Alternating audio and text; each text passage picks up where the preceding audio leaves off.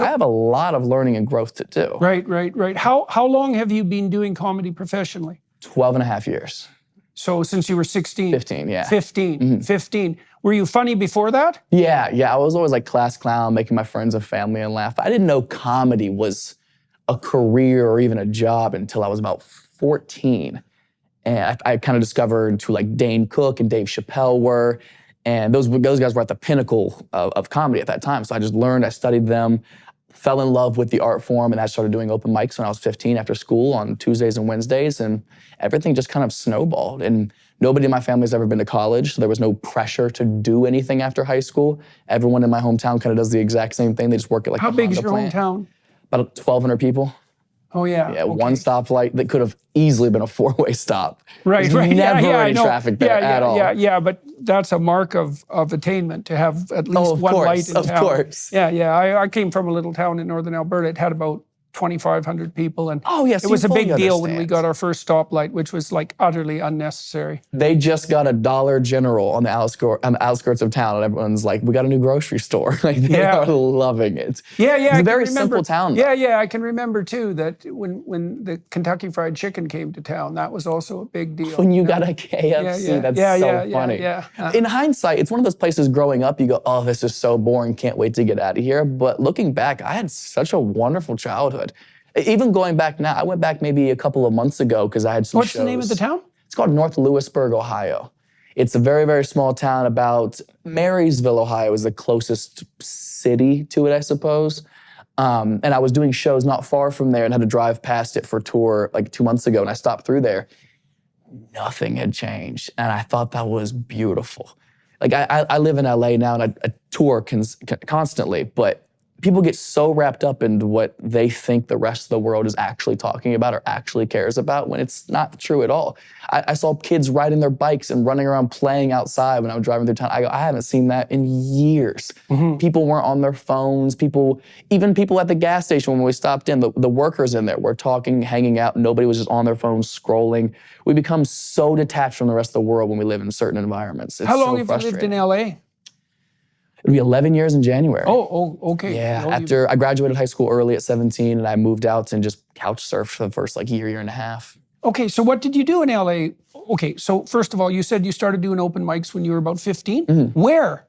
The Columbus Funny Bone in Columbus, Ohio. I went on the Comedy Club's website when I kind of figured out open mics were the thing to start with. I don't remember how I found that out. But I remember going to their website, finding out it's 21 and up, as most comedy clubs are due to liquor license. And the owner's email was on there.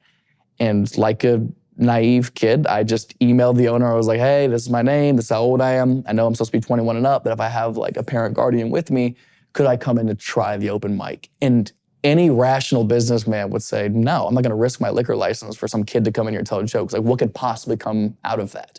But for some odd reason, he said yes. And it allowed me an opportunity to go and practice and enjoy this new thing that I was just doing for fun. I had no idea anything like this could ever happen to me. Mm-hmm. It was just something I was doing for fun to make my grandpa laugh. Mm-hmm. Mm-hmm. And did you make your grandpa laugh? Oh my God, he was my #1 fan. I miss him every single day. Oh yes. So did you have a good time in Columbus doing this? I did, but it's like most Midwestern towns, there's a ceiling, and if you have bigger dreams, you have to escape. You have to go see what else is out there. So tell me how your career progressed from Columbus. How many shows did you do at Columbus? What was the arc of your career? So I started when I was 15, and then I got a manager at a comedy club in Atlanta. Over Twitter, believe it or not. Twitter was good for something. I know, make or break you. That's like the one time Twitter has been good for something. Exactly. Well, this is good for getting canceled. Actually, if you want to get canceled, Twitter's excellent only for its that. use. Yeah, I know that. Jesus. That is its primary use. What else is it? It's just negativity. It's the worst app. People who thrive on Twitter rarely do well in life. It's so bad.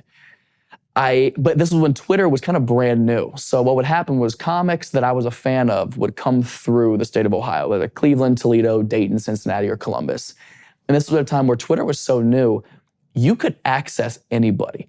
This was a time when Ashton Kutcher was the only person to have 1 million followers on there. Most celebrities had maybe 10,000 followers on there. You could tweet to somebody and they would see it and they would respond. So I would tweet to favorite comics of mine when they were coming through the state of Ohio. And I'd be like, hey, I'm a big fan, I'm a kid. Could I do a guest spot on your show? And some would say no, some would thankfully say yes. So who gave you an early opportunity? D.L. Hughley actually gave me my first ever guest spot, which was so funny because when I was 15 years old, my extent of my D.L. Hughley knowledge was just Soul Plane, where he played a bathroom attendant. His smallest credit to date has to be. I had no realization that he was one of the kings of comedy, like one of the greatest to ever do it and go on one of the most famous tours of all time. But he was so kind to me. He gave me my first guest spot. My second guest spot was Finesse Mitchell, and then it was Ralphie May was like a brother of mine. He's one that really helped me out in my younger years. But through Twitter, there was this comedy club owner in Atlanta who knew DL.